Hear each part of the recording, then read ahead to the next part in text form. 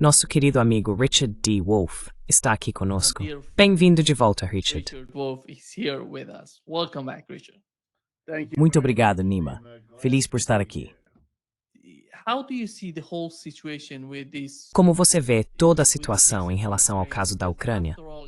Porque, afinal, não parece que os europeus, junto com os ucranianos, estejam satisfeitos com concessões territoriais, limitações no tamanho das forças armadas da Ucrânia, ou com a questão da adesão à OTAN. Eles não querem mencionar nada disso em um acordo sobre a Ucrânia. Eles vão ainda mais longe. Aqui está Kaja Kallas falando sobre como eles se sentem em relação à situação com a Rússia.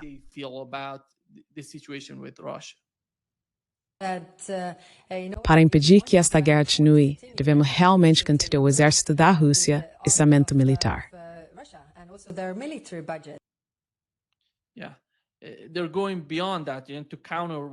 Sim, eles estão indo além disso para contra-atacar o que a Rússia está dizendo. Mas antes de chegar ao seu comentário, aqui está o que foi publicado no Político, que a Europa está pensando, veja só, no impensável, retaliação contra a Rússia. Estão falando sobre a militarização da Europa, juntamente com ataques cibernéticos, e você sabe, tudo isso se unindo para contra-atacar, para enfrentar a Rússia. Como você se sente, Richard, sobre o fato de a Europa ainda insistir tanto nessa política fracassada na Ucrânia?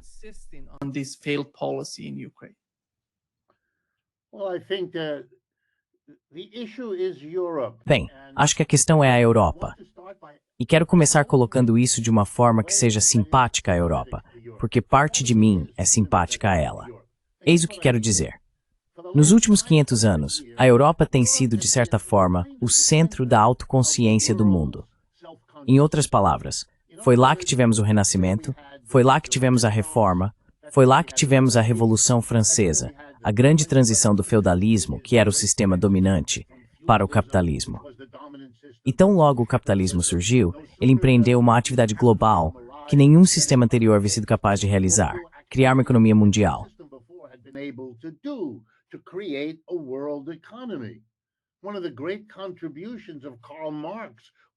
Uma das grandes contribuições de Karl Marx foi dizer em O Capital exatamente o que acabei de mencionar. Ensinar-nos que a função histórica do capitalismo é criar uma economia mundial, um verdadeiro sistema de comércio global, reunindo todas as diferentes partes do mundo, Ásia, África, América Latina e assim por diante, em uma totalidade econômica e, portanto, também política e cultural. Hoje temos essa totalidade. A Europa alcançou isso. No caminho, cometeu atrocidades, o estupro colonial de grandes partes do mundo, algo horrível, e protagonizou duas das piores guerras mundiais que já vimos em termos de destruição. Mas também conquistou algo. Muitos avanços, tecnológicos, intelectuais e de todos os tipos.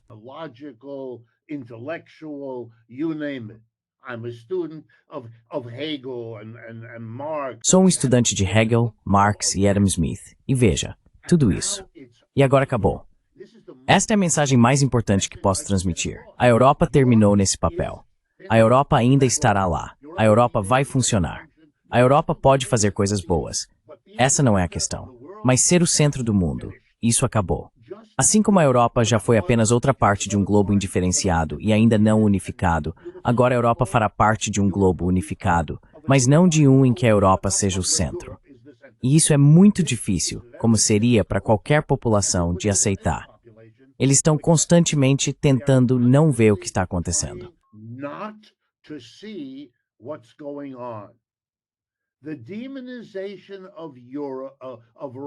A demonização da Rússia é algo infantil, um esforço para não enxergar o que acabei de descrever e pensar que o seu problema é alguma força maligna externa que o ameaça. Esse não é o seu problema. Veja as dificuldades que a Rússia está enfrentando para controlar até mesmo essa pequena porção, cerca de 1/4 da Ucrânia. E eles vão invadir o quê? França, Grã-Bretanha, Alemanha? É ridículo. Eles não poderiam. Eles não fariam isso. Eles não são tão estúpidos. Eles demonstraram com muito cuidado sua consciência sobre esse tipo de questão. E os aliados, China e Índia, aqueles dos quais eles dependem, não participariam de nada disso. É desesperado. É tão desesperado que chega a ser transparente.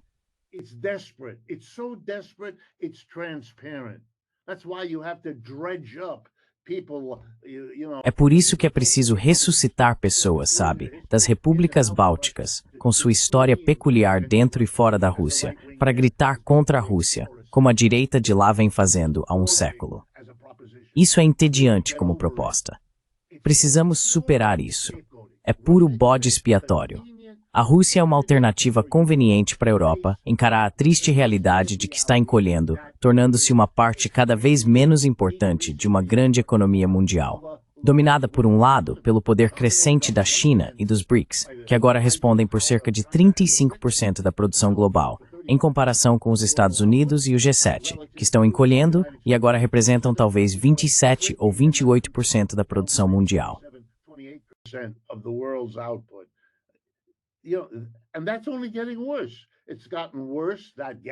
E isso só está piorando. Essa diferença tem aumentado a cada ano desde 2020, quando as duas se cruzaram, quando o PIB total do G7 era aproximadamente igual ao PIB total dos BRICS naquela época, e tem piorado cada vez mais. Veja, as condições econômicas na Europa são muito sérias. Li esta manhã que a pesquisa mais recente na Alemanha mostra o Sr. Merz com 23% de aprovação. Sabe, ele só chegou ao poder em maio, meio ano, e já se foi. E Starmer está na mesma situação, e Macron está na mesma situação. Você sabe qual é a taxa de crescimento do PIB no Reino Unido agora? 0,1%. 0.1%.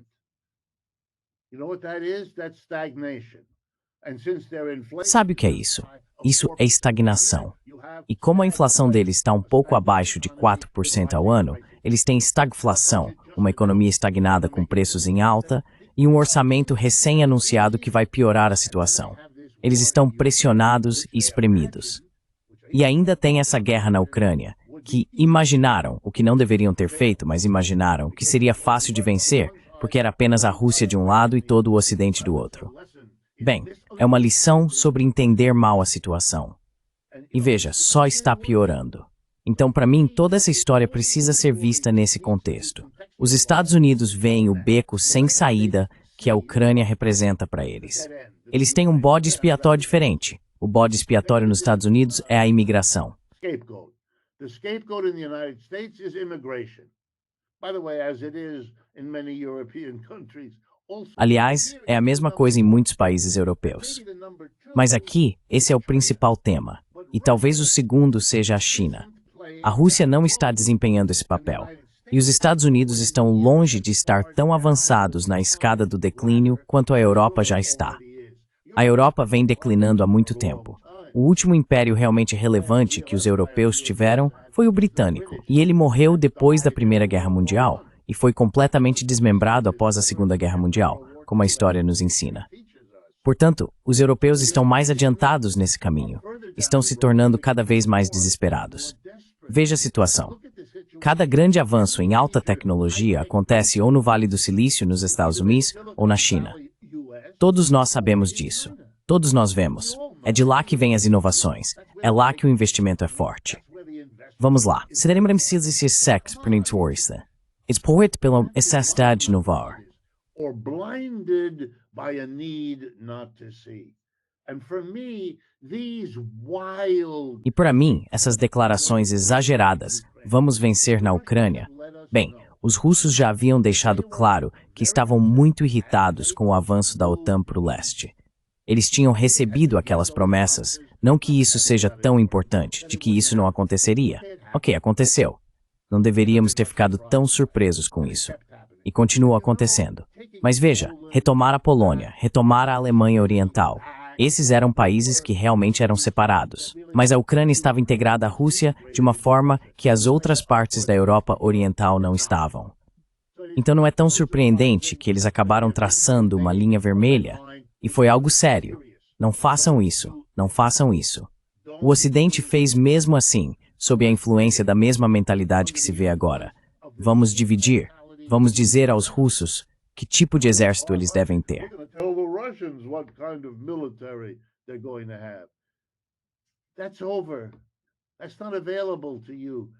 Isso acabou. Isso não está mais disponível para você. Simplesmente não está. E sim, você consegue ver em seu desespero selvagem. A Europa me lembra uma pessoa se afogando na água. Eu já treinei para ser salva-vidas. Sabe, uma daquelas pessoas que ficam na praia e ajudam quem tem dificuldade para nadar. E uma das primeiras lições que nos ensinaram foi que se há alguém lá fora lutando, você precisa se aproximar de uma maneira muito específica, por trás, porque enquanto a pessoa grita e se debate afundando, ela pode te arrastar junto, especialmente se for uma pessoa grande. Então é preciso aprender a técnica. A Europa está em um declínio desordenado e quer arrastar o mundo junto com ela. É por isso que eles conseguem falar do jeito que você acabou de nos mostrar. That's why they can talk in the way you just showed us. Provoke. Sabe, provocar. Esse é todo o jogo deles. Todo o jogo deles é o que está causando toda essa tensão. Eles querem envolver os Estados Unidos no que estão tentando fazer, que é reverter o declínio da Europa. É por isso que quando cometem um deslize e o microfone ainda está ligado, você ouve o que eles realmente querem. Dividir a Rússia em pequenos países para que possam, eventualmente, o quê? Contrabalançar o que está acontecendo no mundo. Pense na fantasia deles. Os sonhos utópicos das pessoas dizem muito sobre elas. Se eles pudessem absorver a Rússia e depois separá-la da China, então você teria os Estados Unidos de um lado, uma China reduzida sem a Rússia do outro e uma Europa ampliada agora absorvendo a Rússia. Isso lhes daria um aparato de armas nucleares.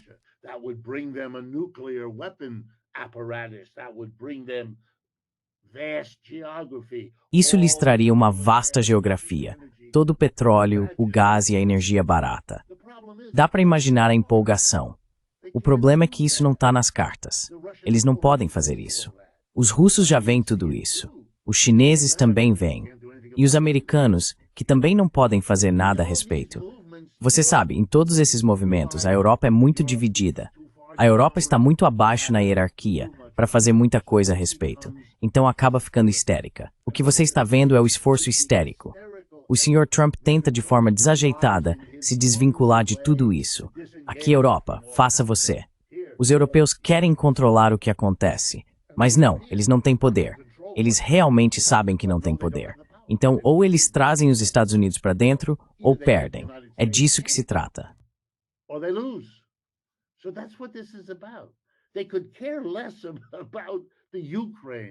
Eles não se importam nem um pouco com a Ucrânia. Isso é apenas um jogo. A questão é manter o controle sobre os Estados Unidos, porque vocês não são nada sem eles.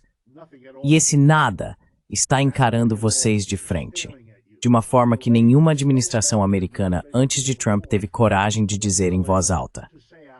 Em particular, aqui nos Estados Unidos, posso garantir, por conhecimento pessoal, que importantes pensadores políticos e formuladores de políticas vêm discutindo o afastamento da Europa há muito tempo.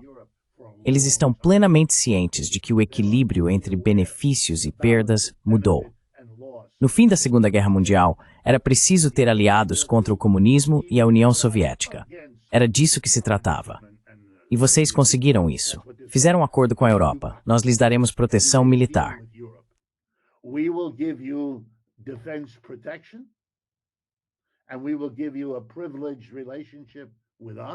E nós lhes demos uma relação privilegiada conosco. Mas em troca vocês tinham que ser aliados leais politicamente e tinham que nos entregar seus impérios. E foi isso que aconteceu. Os britânicos, os franceses, todos esses impérios foram encerrados depois da Segunda Guerra Mundial e os Estados Unidos entraram e os substituíram. Isso é muito importante. O que restou para a Europa? Nenhum império. Metade da riqueza que fluía para a Europa vinha do império, e isso foi tirado.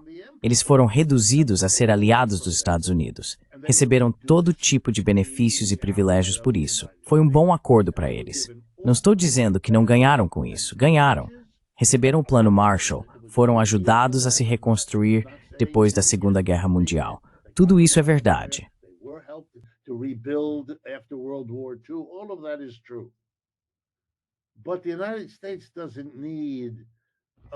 Mas os Estados Unidos não precisam de uma grande zona de amortecimento contra a União Soviética, porque a União Soviética não existe mais. Se forem lutar, será com a China, não com a Rússia. Eles sabem disso. E não querem carregar a Europa enquanto ela declina. Isso não é atraente. Não há mais nada que a Europa tenha que eles queiram. Ela não tem mais o charme, não tem a grande riqueza, não tem a moda. Simplesmente não tem. E, portanto, não é um aliado atraente. E então, quando se chega a todas as suas divergências internas, não é interessante. Eles não têm recursos reais. São importadores líquidos de energia. São importadores líquidos de alimentos e de todo o resto.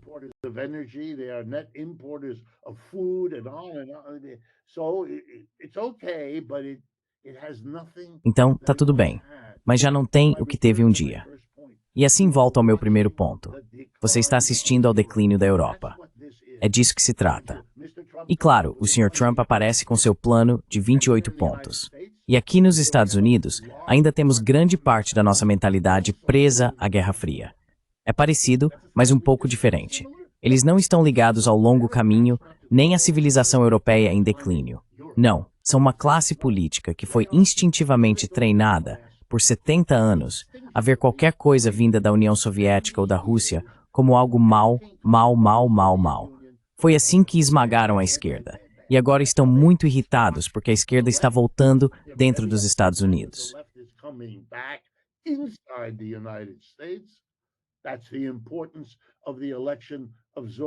Essa é a importância da eleição de Zohran Mamdani na cidade de Nova York, de Bernie Sanders, de Ocasio-Cortez. E isso está crescendo literalmente a cada dia nos Estados Unidos.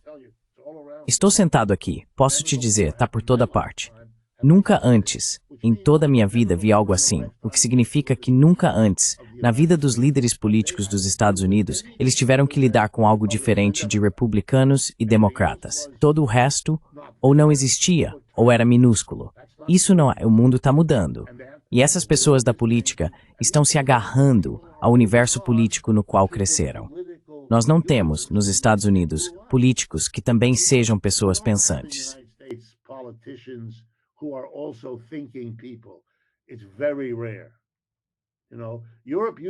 É muito raro, sabe? A Europa costumava ter muito mais disso. Agora a Europa é mais parecida com os Estados Unidos.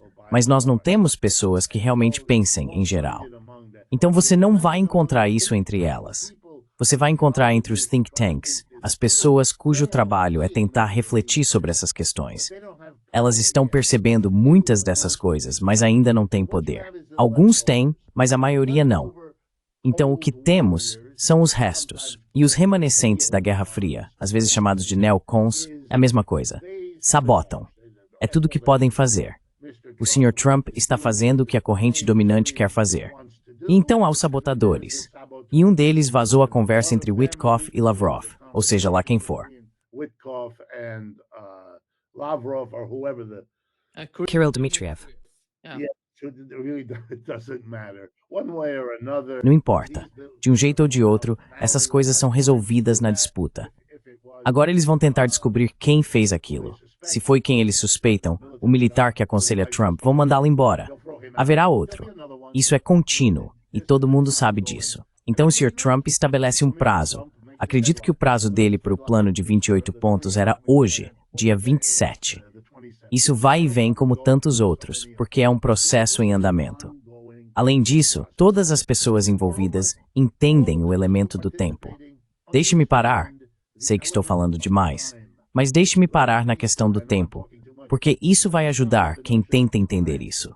O tempo não é o mesmo para todos os participantes aqui. Isso não é um jogo em que há uma única unidade de tempo que todos devem seguir.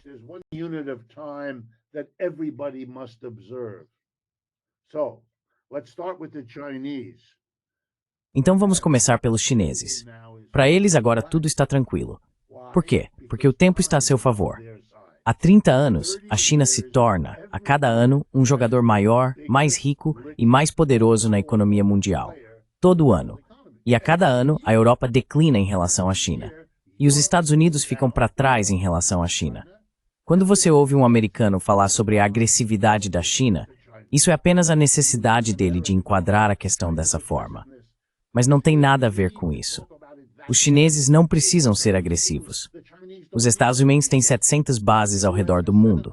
Foi assim que substituíram todos aqueles impérios depois da Segunda Guerra Mundial, tornando-se o Império Unipolar Universal.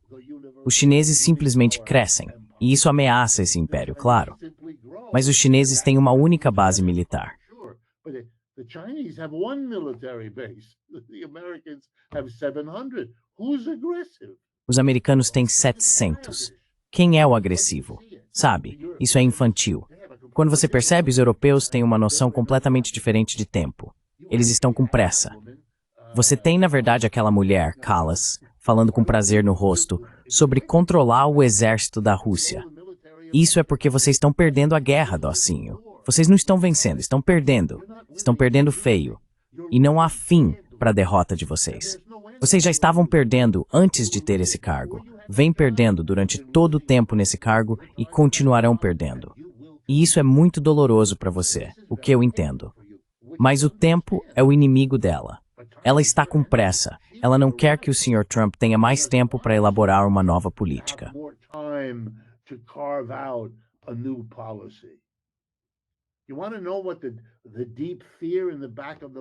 Você quer saber qual é o medo profundo que está no fundo da mente dos europeus? É o seguinte, que a aliança entre China e Rússia se torne ainda mais sólida do que já é, e que o desespero dos Estados Unidos diante do que uma aliança sino-russa representa só aumente. Deixe-me ser claro, para que todos entendam. A combinação de Rússia e China reúne a principal potência manufatureira do mundo, um dos dois maiores países em população, com 1,4 bilhão de pessoas, e a Rússia, de longe, o maior país em extensão geográfica, com um dos aparatos militares mais desenvolvidos do mundo. Você realmente quer construir seu futuro enfrentando eles? O que há de errado com você? E os europeus, se tiverem um mínimo de bom senso, conseguem ver os americanos observando essa situação.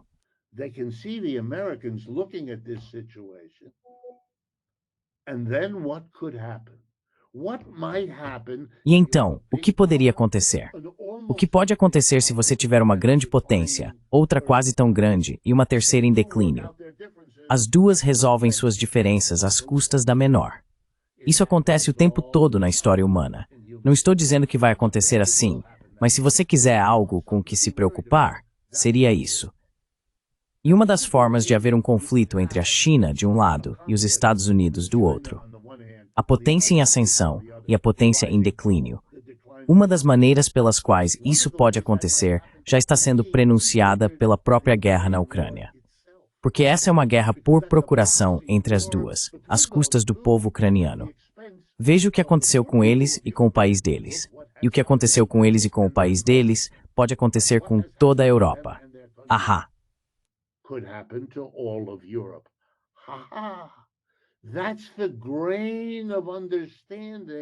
Esse é o grão de compreensão que está por trás da busca por bodes expiatórios. Não é que a Rússia represente uma ameaça tão grande agora, não representa nem no futuro visível.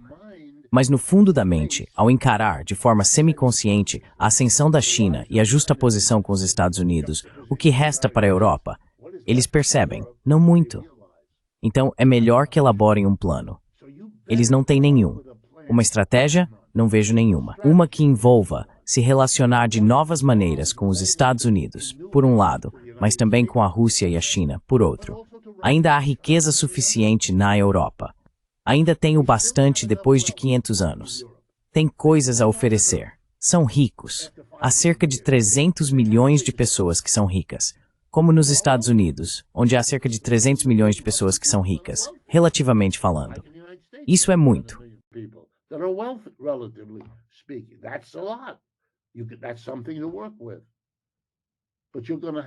Isso é algo com que se pode trabalhar.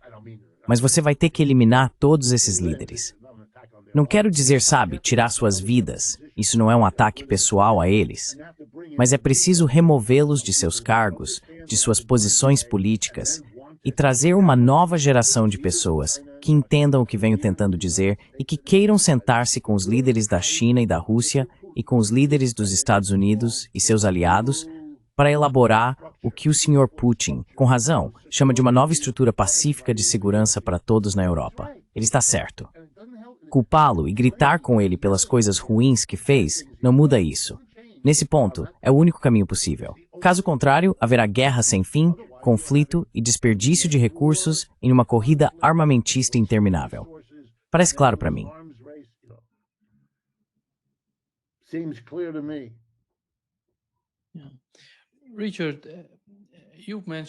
Sim, Richard, você mencionou a vitória de Zohran Mamdani em Nova York e o que isso significa politicamente nos Estados Unidos. Mas quando você observa o encontro entre Donald Trump e Zohran Mamdani, a sensação é diferente, porque os dois estavam se atacando antes da eleição. E agora, logo depois disso, você vê Donald Trump sentado ao lado de Zohran Mamdani. Mesmo quando um repórter perguntou a Zohran Mamdani se ele acha que Donald Trump é fascista, Trump disse, pode dizer que sim, não tem problema. Isso mostra como as pessoas querem estar do lado vencedor. Exatamente. Essa foi a jogada, sabe, no Salão Oval. Sim, com certeza. Acho, Richard, que esse é o ponto crucial para a Europa. Se eles seguirem nessa direção, vão acabar do lado perdedor.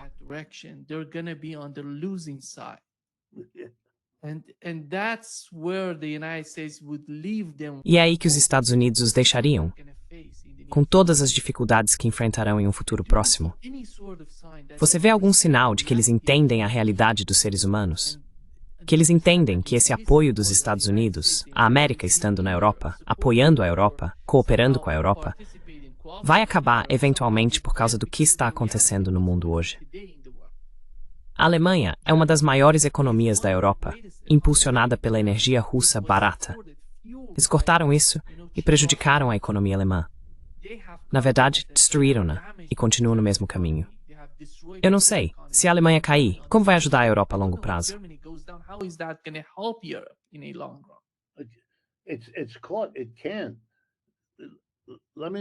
Está certo. Ok, deixe-me responder a cada uma das coisas que você disse, uma por uma. Você tem toda a razão. O objetivo e o propósito da reunião entre Zohran Mamdani e Donald Trump eram encenar um momento tipicamente americano. É como se o que estivesse em jogo aqui fosse uma corrida entre 3 ou 4 pessoas que cada uma queria ser prefeita de Nova York. E o Sr. Trump quer ser um vencedor. Ele se vê como um vencedor. Ele fala de si mesmo como um vencedor. Ele insiste que venceu, mesmo quando claramente não venceu.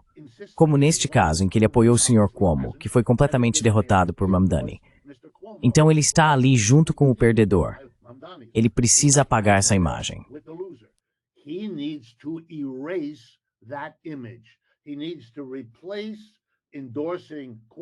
Ele precisa substituir o apoio a Cuomo, um grande erro, por estar próximo do vencedor. Ele tem que ser identificado com o vencedor. Estou trabalhando com o vencedor. Eu sou um vencedor. Ele é um vencedor. Somos todos vencedores. E é disso que se trata. Ele nunca usou as palavras socialismo ou fascismo. Aliás, se você ouvir o Trump, ele usa socialista, comunista e fascista como sinônimos. Eles não são diferenciados. São apenas pessoas más, perversas. E é isso para ele. Não sabe no que Mamdani está interessado. Ele não sabe o que Mamdani quer dizer com socialismo. Ele não tem consciência das variedades de socialismo. Nada disso.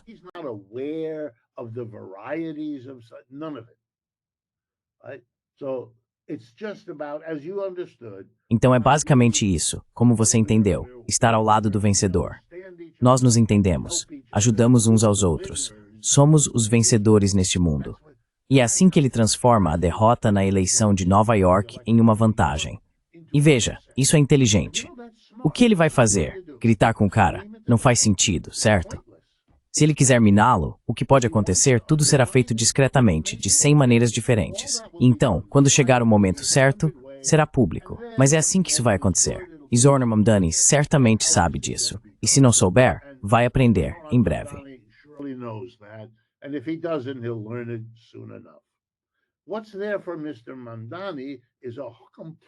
O que está em jogo para o Sr. Mamdani é uma peça de teatro completamente diferente. Mamdani entende que agora ele é o novo socialista número 1 na política americana. Ao vencer em Nova York, ele se torna mais, e por ser jovem, é muito mais importante do que Bernie Sanders poderia ser, que é um senador idoso de um estado minúsculo, Vermont. Isso não faz parte do restante dos Estados Unidos. É algo muito diferente. E por ser Nova York, é uma posição maior ser prefeito do que ser membro do Congresso, como é o caso de Ocasio-Cortez. E ela também é importante, mas de uma forma diferente. Ele agora é a grande realidade. Então o que ele precisa fazer é descobrir como pode crescer e atuar como socialista em um ambiente hostil. Que tipo de socialismo ele pode promover e construir. O que essa palavra significa? Ele não é comunista nem nada do tipo. He's not a communist or anything like that. Even his socialism is very moderate. Mesmo o socialismo dele é muito moderado. Sempre foi. Os socialistas democráticos, que é o nome do grupo aqui, são de longe a maior organização socialista deste país agora. Mas um dos motivos é justamente o fato de serem tão moderados. É como se você fosse introduzir o socialismo, essa seria a versão mais aceitável possível. Sabe, ele vai colocar um imposto de 2% sobre os super ricos. Ok, isso ainda os deixa super ricos e não lhe dá dinheiro suficiente para transformar o país ou a cidade ou algo assim. Mas ele pode fazer coisas boas e pode ser cuidadoso, e ele é bom nisso, em mostrar à comunidade, olhem o que estamos fazendo aqui. E como os outros, os republicanos e democratas normais, têm sido tão ruins no governo, têm sido corruptos, ineficazes,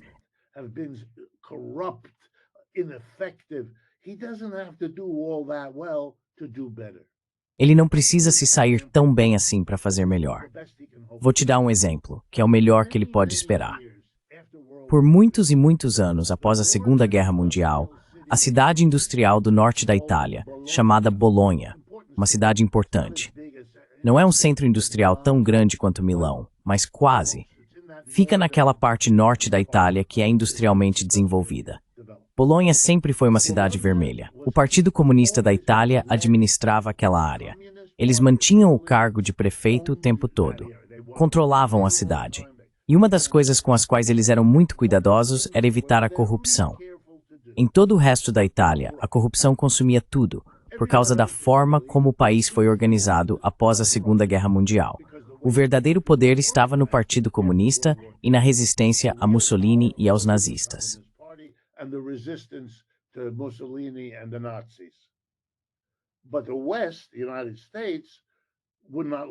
Mas o Ocidente, os Estados Unidos, não deixaria aquele povo governar e entregou o governo a quem pudessem comprar para fazer isso.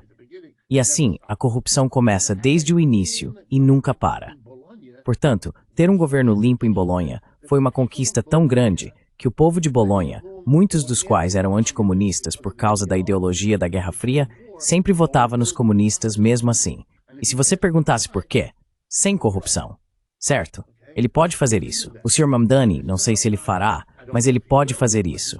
E se o fizer, será uma maneira muito, muito inteligente de construir o socialismo.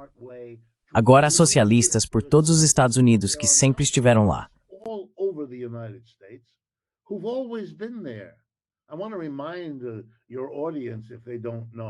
Quero lembrar ao seu público, caso não saibam, que antes da Segunda Guerra Mundial, antes da Guerra Fria, que começou em 1945, socialistas e comunistas estavam por toda parte nos Estados Unidos.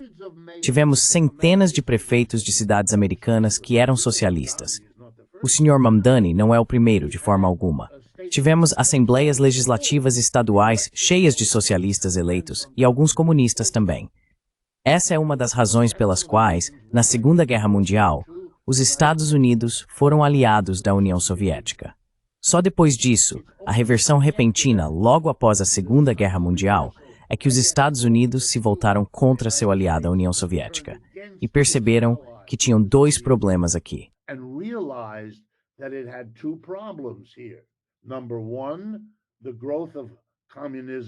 Em primeiro lugar, o crescimento do comunismo apoiado pela União Soviética em escala global e depois o poder dos comunistas e socialistas, que haviam se fortalecido muito durante a Grande Depressão da década de 1930. Então, como lidar com essas duas ameaças ao capitalismo americano?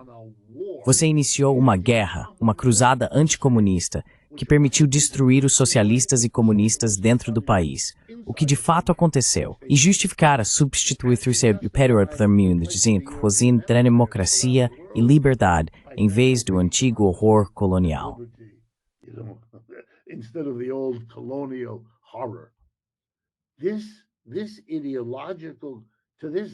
Essa ideologia, até hoje, ainda faz com que as pessoas pensem dessa forma, porque foi uma cobertura ideológica perfeita para o que os Estados Unidos precisavam fazer em sua própria mente. E foi bem sucedida. Vocês destruíram o socialismo. Então, o que você está vendo com Mamdani é apenas o retorno disso. Todas aquelas pessoas ainda estão por aí. Mesmo que tenham morrido, transmitiram essas ideias aos filhos. E assim, socialistas em toda a América, sabe, eles me procuram e eu converso com eles. Faz parte do meu trabalho. E eles estão por toda parte se perguntando, se o Sr. Mamdani conseguiu fazer o que fez em Nova York. E eles não são muçulmanos. Então para eles é apenas socialismo. Mas você pode ser protestante, católico ou judeu sem o peso extra de ser muçulmano.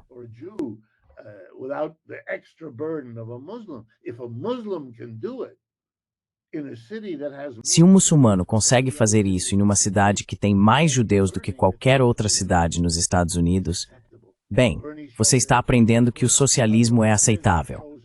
Bernie mostrou isso, Ocasio-Cortez mostra isso e agora ele mostra também. Você vai ver cada vez mais disso. Você pode até ter notado, não sei se você percebeu, Nima, houve um momento em que o Sr. Trump estava denunciando Mamdani quando ele disse ele é socialista. Então Trump se corrigiu. Ele disse, não é socialista, é comunista. Essa é a constatação do Sr. Trump, o presidente, de que chamar alguém de socialista já não tem o mesmo efeito de antes. O mundo está mudando, e até ele está entendendo isso. É isso que está acontecendo agora. E em tudo isso, os europeus, você sabe, eu termino hoje de onde comecei. I end today where I began. It is very, very sad. É muito, muito triste. Mas você não vai lidar com o seu problema, o seu declínio, a sua perda da posição no mundo que teve por 500 anos. E lembre-se, você não perdeu essa posição por causa do que os outros estão fazendo com você. Você perdeu essa posição porque a forma como atuou nela acabou se autodestruindo. Lembre-se de um dos seus maiores pensadores, Hegel. Tudo é internamente contraditório. Você se tornou rico e poderoso com o seu império colonial, mas também construiu os seus próprios coveiros. Você criou as instituições que agora o substituem. É assim que a vida é. Você cresce, tem filhos e depois parte, e seus filhos assumem o seu lugar. Doloroso, mas é a realidade. E a Europa está vendo isso agora. Reality. And Europe is watching it now. My only plea, and I really say this. Meu único apelo, e eu realmente quero dizer isso, acho que já te contei. Meu pai era francês, minha mãe alemã. Eu falo francês e alemão. Nasci nos Estados Unidos e vivi e trabalhei aqui a vida toda. Mas metade de mim ainda é europeia. Eu não quero que a Europa desapareça. Eu não quero que a Europa entre em declínio. Mas com o tipo de liderança que eles têm agora, líderes que querem ir à guerra demonizando Putin porque não tem um Stalin, então transformam o senhor Putin em um... Isso não resolve nada. É um ato desesperado de alguém que está se afogando. Seria muito melhor ter líderes dispostos a sentar e encontrar uma solução. Tenho que dizer que nesse aspecto, o Sr. Trump, com todos os seus terríveis defeitos, está à frente deles. E isso deve incomodá-los em algum nível também. Sim, exatamente. Muito obrigado, Richard, por estar conosco hoje. Um grande prazer, como sempre.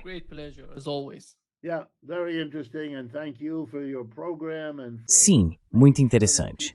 E obrigado pelo seu programa e por garantir que pessoas ao redor do mundo possam ouvir algo um pouco diferente do que está no jornal todas as manhãs.